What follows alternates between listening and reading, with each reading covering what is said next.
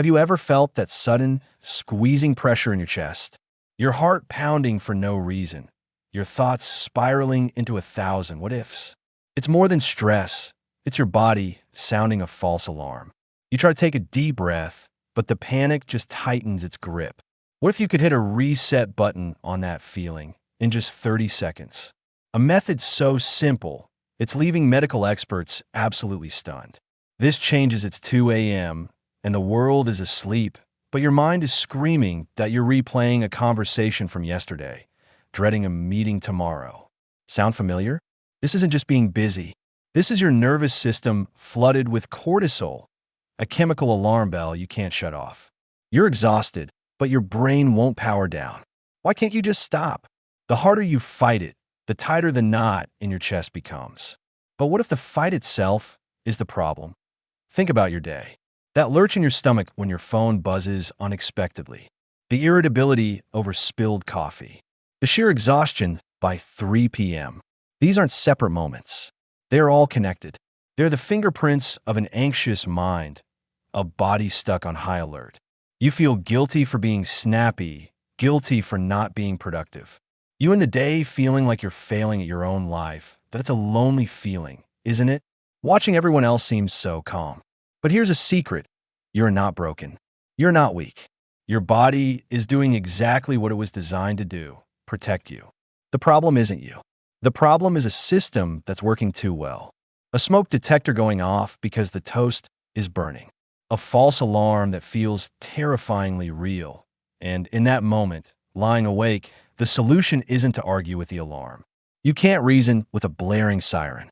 The real key is to find a reset button. Not a complicated, months-long process, but an immediate, accessible off-ramp from the panic. It starts not by fighting the feeling, but by understanding its origin. An origin rooted deep in the most primal part of your brain. So, what is actually happening inside your brain to create this spiral? Your brain has a built-in bodyguard, the amygdala, and it thinks it's saving your life. When it senses a threat, a looming deadline, a critical comment, even a loud noise, it triggers a system-wide alarm. Your heart pounds to pump blood. Your muscles tense for action. Your breath gets shallow.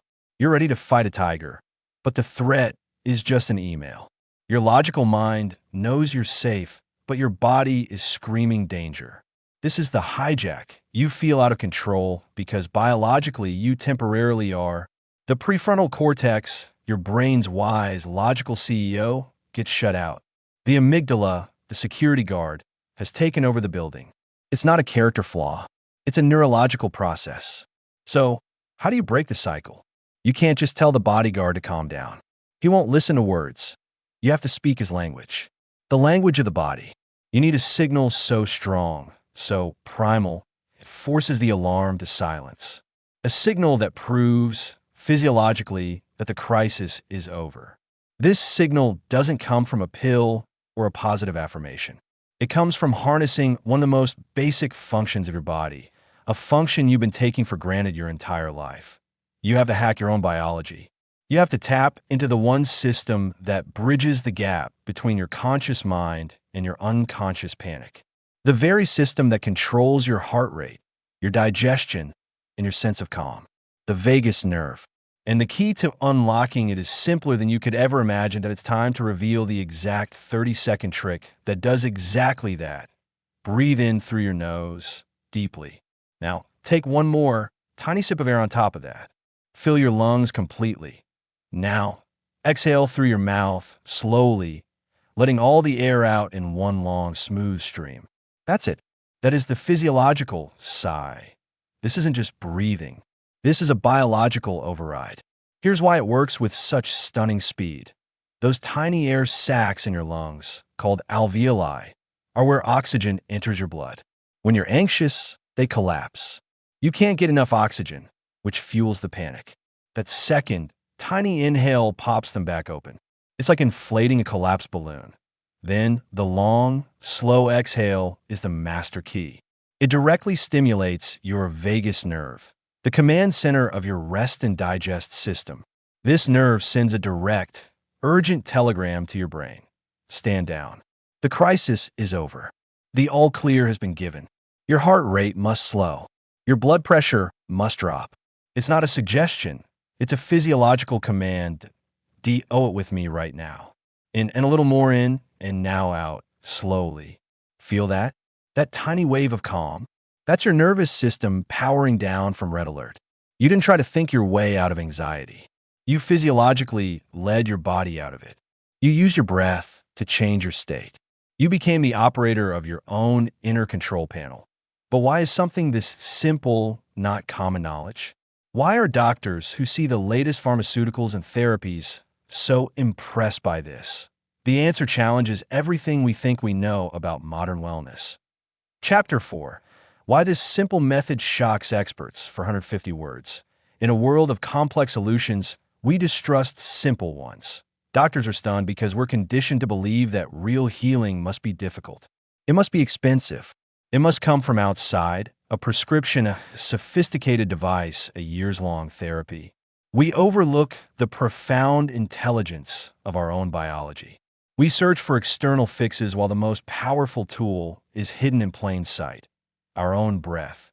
The physiological sigh isn't a replacement for professional care, but it is an immediate, accessible, and potent first aid tool. It puts the power back in your hands the moment you need it most. There's no cost, no side effects, no waiting room. This is what shocks the experts. Its powerful efficacy is matched only by its breathtaking simplicity. It works for the executive in a boardroom, the student before an exam, the parent in a stressful moment with a child. That IT proves that you don't always need to dissect the why of your anxiety to change the how of your experience. You can change the channel from panic to peace without understanding the plot of the scary movie. This is a paradigm shift. It moves us from being passive victims of our anxiety to active architects of our calm.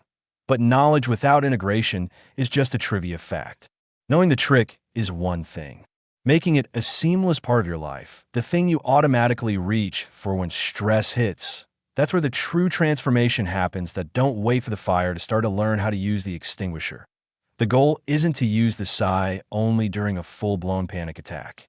The goal is to build your resilience daily, so the attacks lose their power. You are training your nervous system to find a new baseline of calm. This is the real work. This is how you build a fortress of peace path. This isn't a theoretical concept. This is a tool that is changing real lives right now. Meet Sarah, a teacher. For years, she felt a knot of dread before every single class. She'd stand outside the door, her heart racing, her palms sweating. It was debilitating. Then, she learned to sigh. Now, she takes 2 cycles of it at her desk before the students enter. The tightness in her chest dissolves. She walks into the room feeling grounded, present, and in control. The anxiety didn't win. Then there's David, who would get blindingly anxious in traffic. The gridlock felt like a physical trap. The honking cars would send his nervous system into overdrive. Now, he uses red lights as his cue. Instead of gripping the wheel in frustration, he does a physiological sigh. The traffic hasn't changed, but his experience of it has transformed completely. The journey is now a moment of calm, not a trigger for panic. These aren't extraordinary people with magical powers. They're just like you.